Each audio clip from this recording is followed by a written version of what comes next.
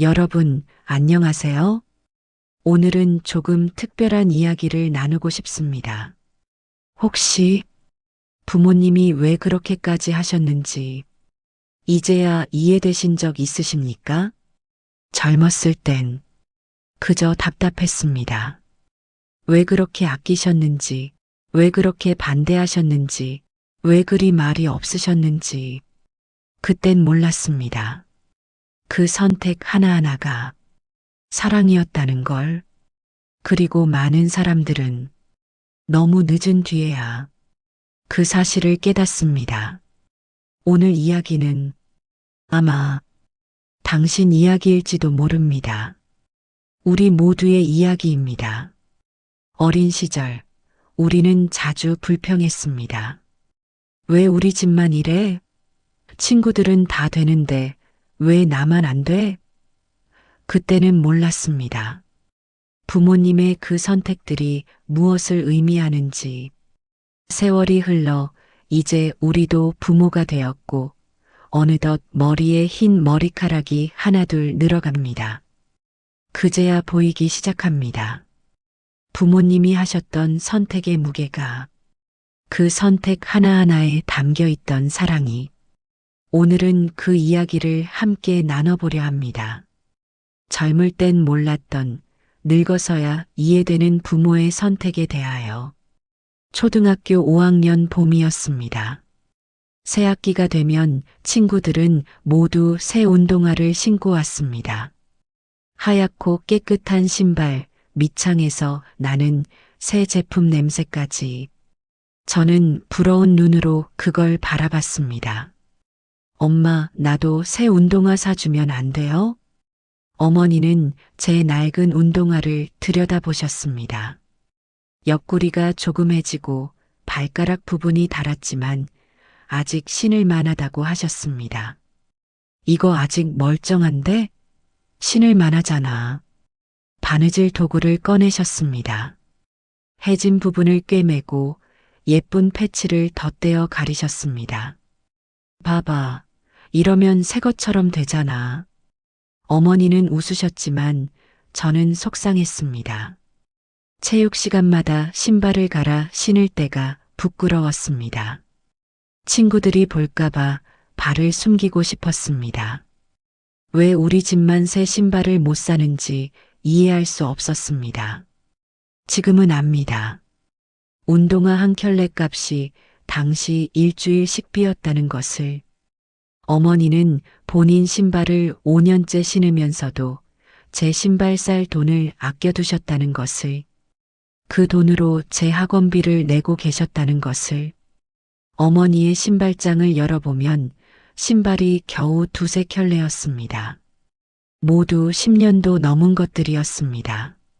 친구 어머니들은 계절마다 새 신발을 사 신는다는데 우리 어머니는 닳고 다른 신발을 수선해가며 신으셨습니다. 엄마는 어차피 집에만 있는데 뭐. 그렇게 말씀하셨지만 가끔 동창 모임에 나가실 때 옷장 앞에서 한참을 고민하시던 모습이 지금도 눈에 선합니다. 중학생 때 친구들과 이야기하다 보면 부러울 때가 많았습니다. 주말마다 가족끼리 외식을 간다는 친구, 생일이면 뷔페에 간다는 친구, 배달 음식을 자주 시켜 먹는다는 친구. 우리 집은 달랐습니다. 외식은 1년에 명절 때 한두 번이 전부였습니다. 그마저도 중국집 짜장면 정도였습니다. 어머니는 매일 새벽 일찍 일어나셨습니다. 도시락을 3개 만드셨습니다. 제 도시락, 아버지 도시락, 그리고 당신 것까지. 반찬을 예쁘게 담고 밥을 꾹꾹 눌러 담으셨습니다. 학교에서 도시락을 꺼낼 때면 조금 창피했습니다. 친구들은 학교 매점에서 빵과 우유를 사 먹었습니다. 저만 집에서 싼 도시락을 먹는 것 같았습니다. 우리 가족은 왜 맨날 집에서만 먹어요? 한 번은 그렇게 불평한 적이 있습니다. 아버지는 웃으시며 대답하셨습니다. 집밥이 제일 맛있지. 엄마 손맛을 어디서 따라하겠어? 하지만 저는 알았습니다. 진짜 이유는 돈 때문이라는 것을. 외식 한 번 하면 나가는 돈이면 일주일은 먹을 수 있다는 계산이 먼저 나왔다는 것을. 1년에 한두 번 외식을 할 때도 마찬가지였습니다. 아버지는 메뉴판을 보시며 가장 저렴한 것부터 고르셨습니다. 짬뽕은 비싸니까 짜장면으로 하자. 어머니는 항상 제일 적게 시키시거나 아예 안 드셨습니다. 엄마는 배 안 고파? 너 많이 먹어. 그러고는 제 것을 조금씩 나눠 드셨습니다. 정말 배가 안 고프셔서가 아니었습니다. 한 그릇 값이라도 아껴야 했기 때문이었습니다. 지금 제가 가족과 외식을 갈 때면 메뉴판을 펼쳐놓고 자꾸만 가격부터 확인하게 됩니다. 이 돈이면 집에서 며칠은 먹을 수 있는데 그런 생각이 먼저 듭니다. 그리고 깨닫습니다. 제가 어머니와 똑같은 생각을 하고 있다는 것을. 불 좀 꺼. 전기세가 얼만데. 방을 나갈 때 불을 끄지 않으면 어김없이 들려오던 아버지의 목소리입니다. 텔레비전을 켜놓고 다른 방에 가도 마찬가지였습니다. 거기서 뭐 하냐? TV는 왜 틀어놨어? 겨울철에는 더 심했습니다. 추워서 보일러를 높이면 옷 더 입어. 내복은 입었어? 라는 말씀이 돌아왔습니다. 친구네는 집안이 따뜻해서 반팔을 입는다는데 우리 집은 겨울 내내 두꺼운 옷을 입어야 했습니다. 여름도 마찬가지였습니다. 에어컨은 진짜 더울 때만 켜. 선풍기로 충분해.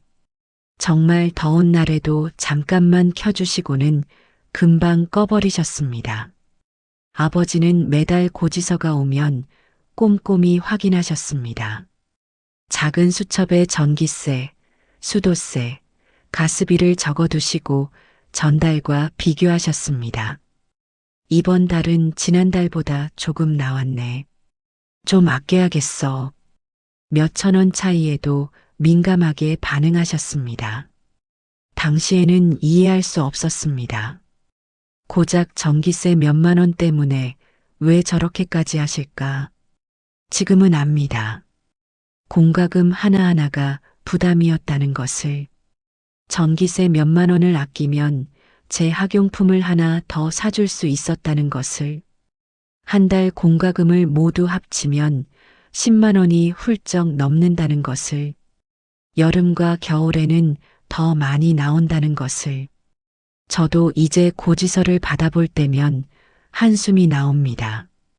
그리고 아이들에게 똑같은 말을 합니다. 불 좀 꺼. 안 쓰는 방은 불 끄고 다녀. 아버지와 똑같아진 제 모습을 발견합니다. 일주일에 5천 원. 제가 받던 용돈이었습니다. 친구들은 10,000원, 2만 원씩 받는다고 했습니다. 저는 그게 부러웠습니다. 친구들은 용돈을 훨씬 많이 받는데요. 내가 뭘 사야 하는데? 밥은 집에서 먹고 필요한 건 사주잖아. 아버지 말씀이 맞긴 했습니다. 하지만 서운했습니다. 친구들은 점심시간에 매점에서 빵과 음료수를 샀습니다. 방과 후에는 분식집에 가서 떡볶이를 먹었습니다. 저는 그럴 수 없었습니다. 같이 가자. 친구들이 그렇게 말하면 거절해야 했습니다. 난 배 안 고파. 오늘은 바빠. 솔직히 돈이 없어서라고 말하기가 부끄러웠습니다. 용돈을 모아서 만화책 하나를 사려면 2달이 걸렸습니다. 친구들은 신간이 나오면 바로 샀습니다. 저는 몇 달 후에야 살 수 있었습니다. 하지만 어머니는 가끔 몰래 1,000원, 2,000원을 쥐어주셨습니다. 아빠한테는 비밀이야. 이거 가지고 친구들이랑 떡볶이 사 먹어. 그 돈이 어디서 나온 돈이었을까요? 어머니 용돈에서 떼어주신 건지, 어디선가 아껴서 모은 돈인지, 지금 생각하면 가슴이 아픕니다. 부모님도 용돈이 넉넉하지 않으셨을 겁니다. 당신들이 쓸 돈도 빠듯한데 아이 용돈까지 넉넉하게 줄 형편이 아니었을 겁니다.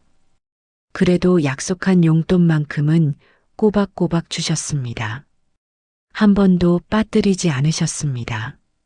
고등학교 2학년 때였습니다. 친구들이 하나둘 오토바이 면허를 따기 시작했습니다. 중고 스쿠터를 타고 학교에 오는 친구들을 보며 저도 갖고 싶었습니다. 아빠, 저도 오토바이 사주세요. 중고로 사면 싸요. 안 돼.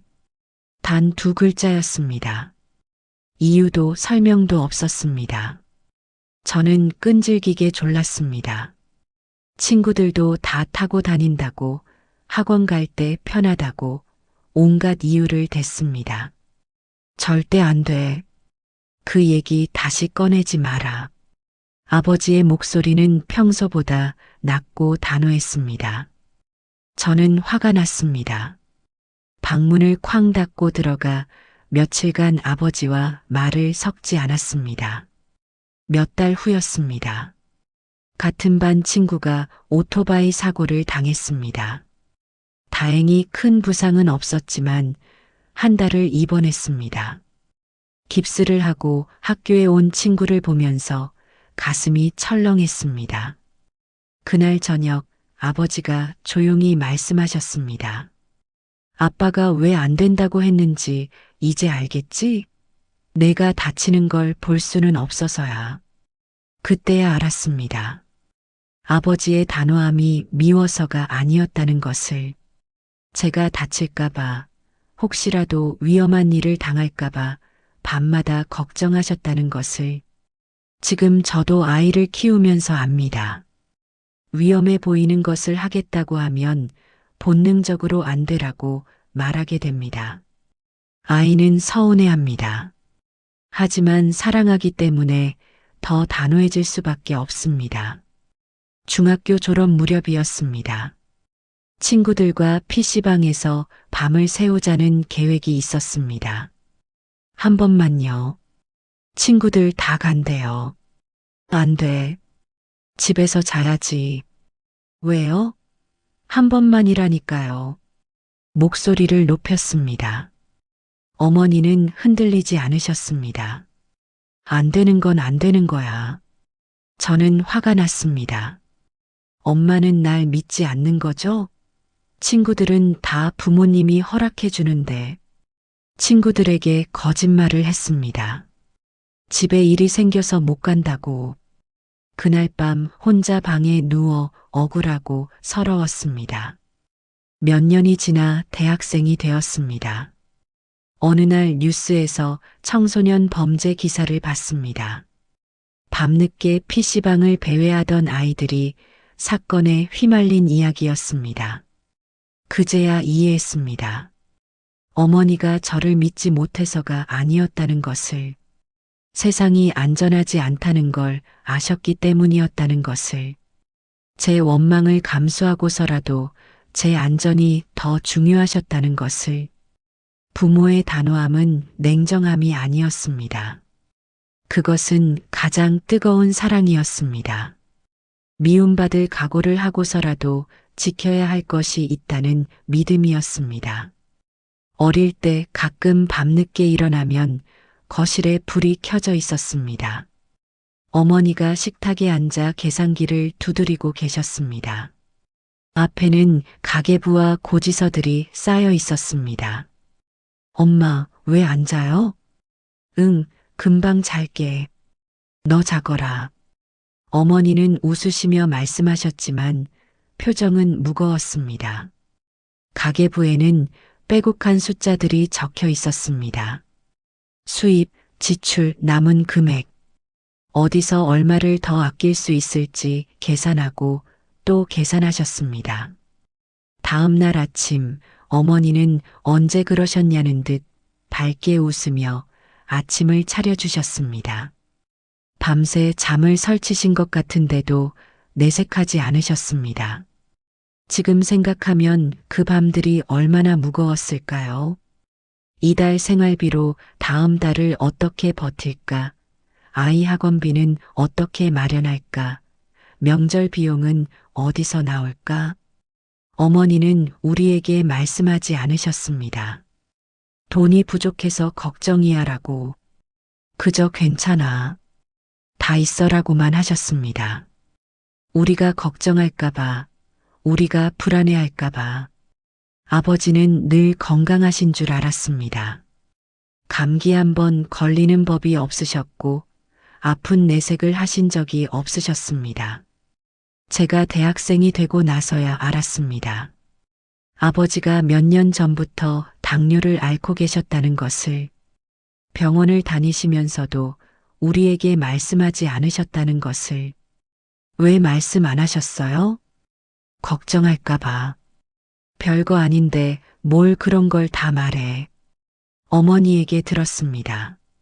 아버지가 진단을 받으신 날 밤, 혼자 한참을 앉아 계셨다고. 애들 대학 보내야 하는데, 이제 일도 더 열심히 해야 하는데, 그런 말씀을 반복하셨다고. 약값도 만만치 않았을 겁니다. 하지만 아버지는 약을 거르셨습니다. 검진도 미루셨습니다.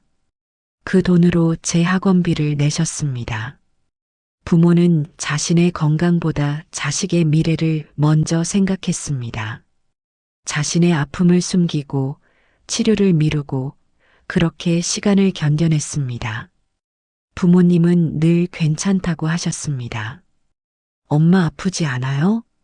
괜찮아. 아빠 힘들지 않아요? 괜찮아. 그 말 뒤에 얼마나 많은 것이 숨어 있었는지 우리는 몰랐습니다. 밤마다 계산하던 가계부, 혼자 삼키던 병원 진단서, 돌아서서 흘리던 눈물. 왜냐하면 우리를 지키고 싶으셨으니까요. 우리가 걱정 없이 자라길 바라셨으니까요. 부모로서 감당할 수 있는 건 당신들이 감당하고 싶으셨으니까요. 마트에서 아이가 장난감을 들고 말합니다. 아빠, 이거 사주세요. 그 순간 머릿속으로 계산이 돌아갑니다. 이번 달 카드가, 남은 생활비, 다음 주 낼 학원비. 다음에 사줄게. 입에서 나온 말은 예전에 제가 듣던 바로 그 말입니다. 아이의 실망한 표정을 보면서 가슴이 아픕니다. 사주고 싶습니다. 하지만 그러면 다음에 또 그럴 것입니다. 우리 부모님도 이런 마음이었을까? 사주고 싶은데 살 수 없어서 다음에라고 하셨을까?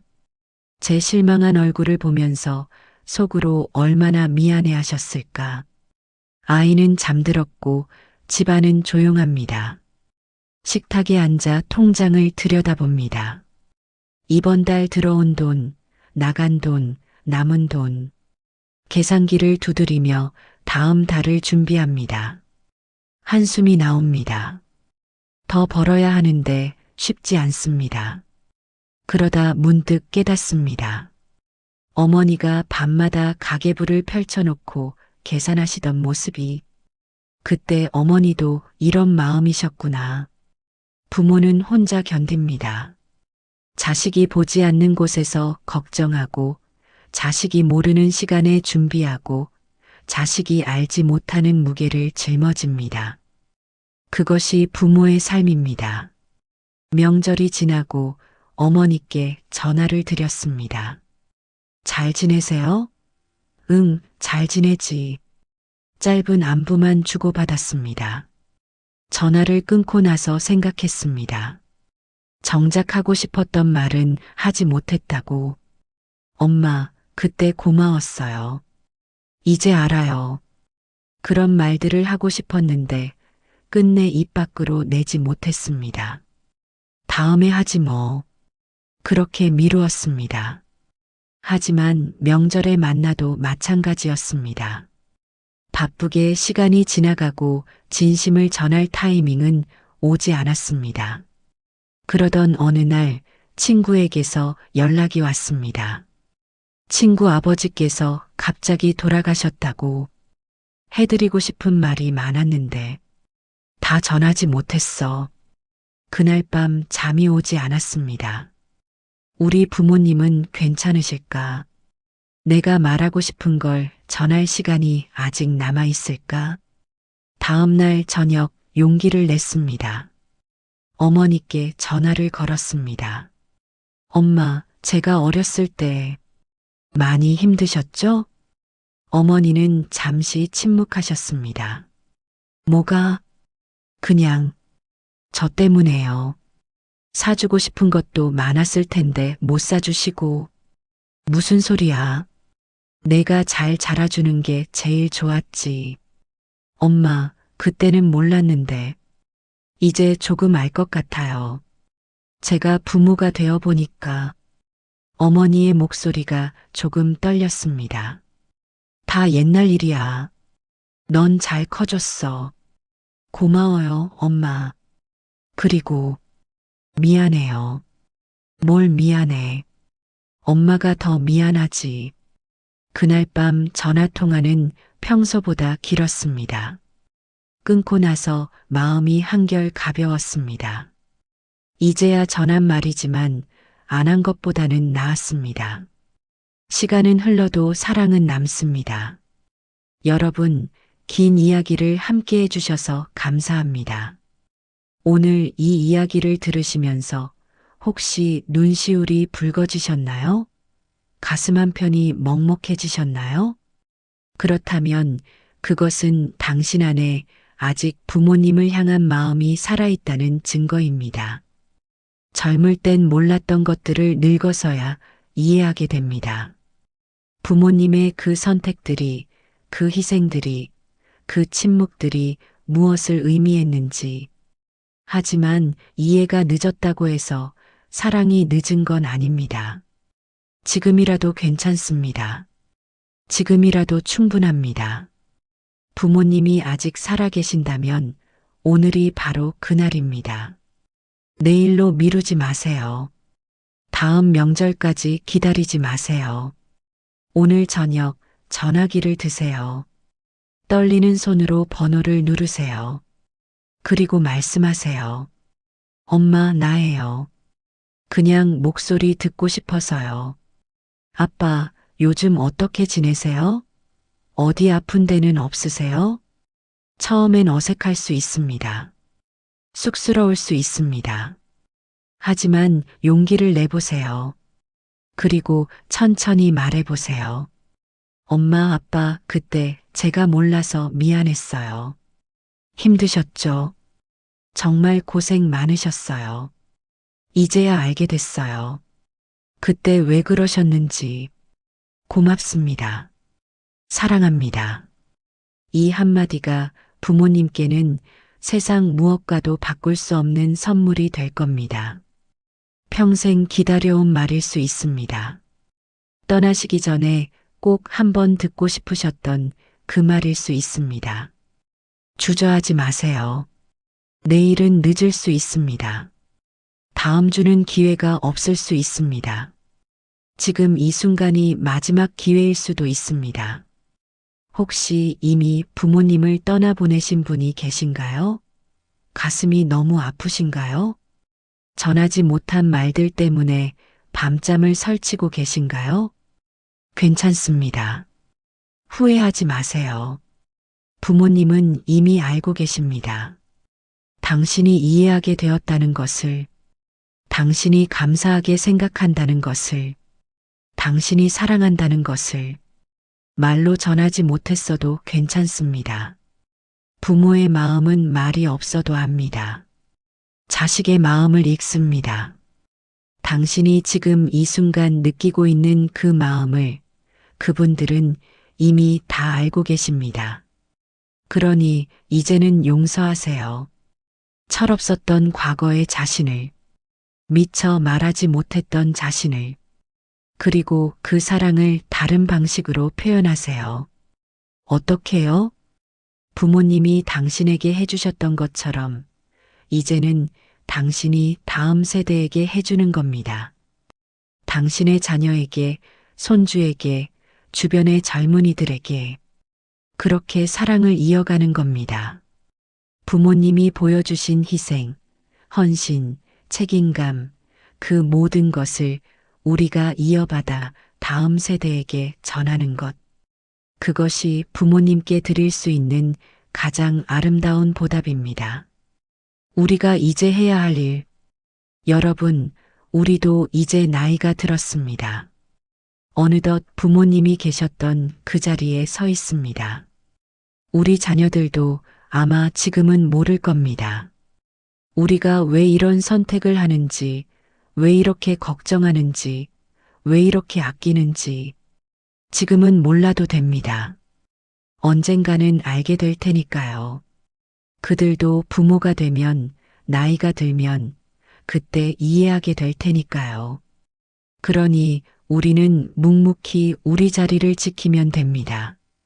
부모님이 그러셨던 것처럼 완벽하지 않아도 괜찮습니다. 최선을 다하면 됩니다. 사랑하는 마음으로. 그리고 가끔은 우리 자녀들에게 말해주세요. 너희 할머니, 할아버지는 정말 대단하신 분들이었어. 힘든 시절에 우리를 키우시느라 얼마나 고생하셨는지 몰라. 그 이야기가 씨앗이 되어 언젠가 그들의 마음속에서 싹을 틔울 겁니다. 사랑하는 여러분, 오늘 이 영상을 보신 후에 꼭 한 가지만 실천해 주세요. 부모님이 살아계시다면 오늘 저녁 꼭 전화하세요. 아니, 지금 당장 전화하세요. 이 영상을 멈추고 전화하셔도 좋습니다. 엄마, 아빠 사랑해요. 고마워요. 이 한마디면 충분합니다.